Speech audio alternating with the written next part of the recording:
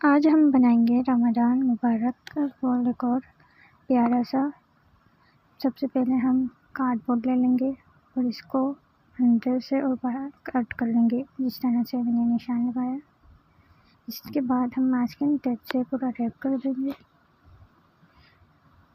Then फिर glitter sheet लेकर stars cutting कर लेंगे और 1 बाय 1 स्टार्स इंसर्ट करते जाएंगे।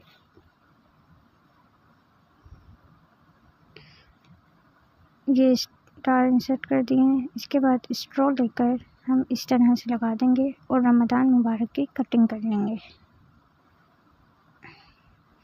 और 1 बाय 1 इंसर्ट करते जाएंगे। प्यारा सा वॉल डेकोर रमज़ान मुबारक रेडी है।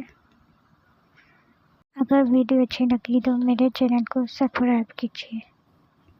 Thank you for watching.